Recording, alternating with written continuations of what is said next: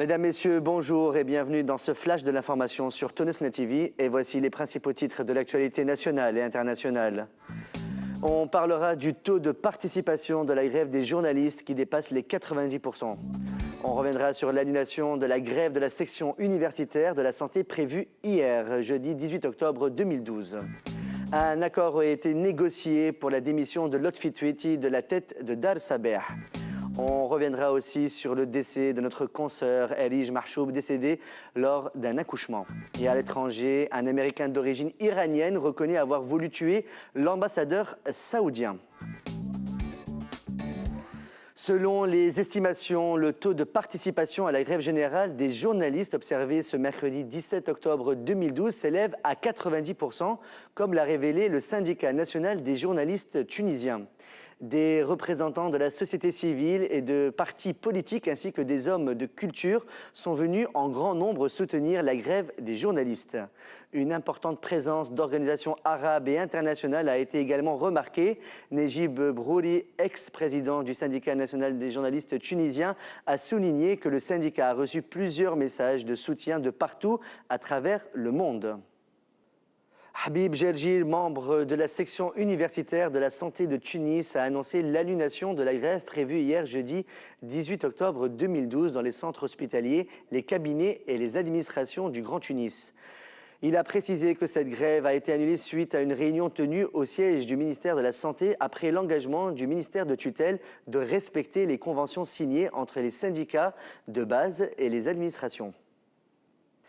La Fédération générale de la Poste et des télécommunications a décidé de reporter la grève prévue les 17 et 18 octobre 2012 pour après le 1er novembre.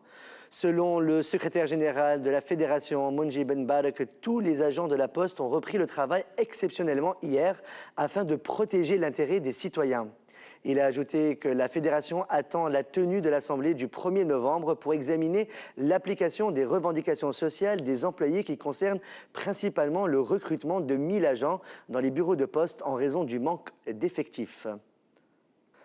Selon certaines sources, un accord a été trouvé entre le syndicat national des journalistes tunisiens, une délégation du Premier ministère et des représentants du ministère des Affaires sociales pour démettre l'actuel directeur général de Dar Sabeh, Lotfi Tweeti, de ses fonctions.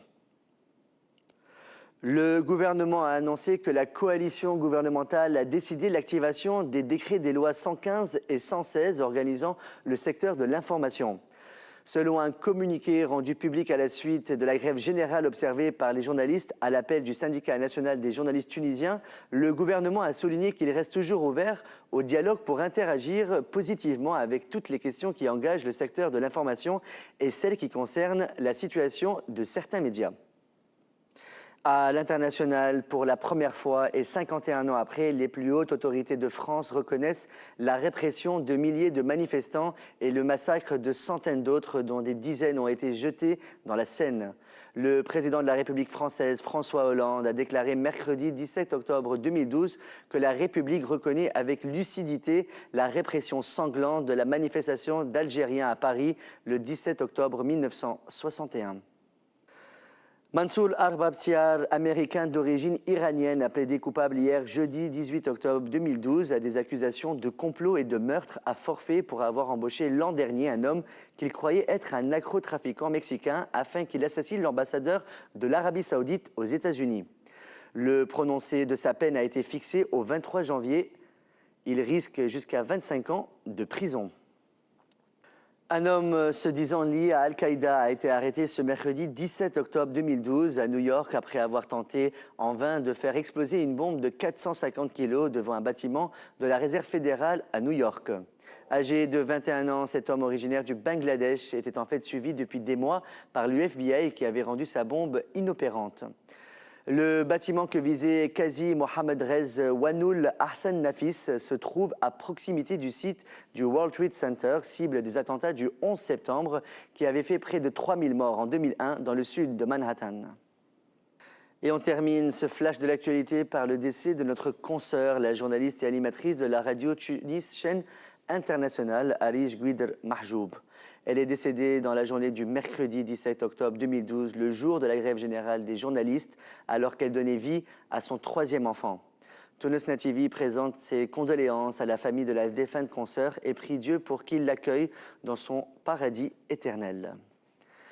C'est la fin de ce flash de l'actualité sur Tonos Nativi. Excellente journée à vous. Merci de votre fidélité. On reprend avec le plateau de la matinale. À demain.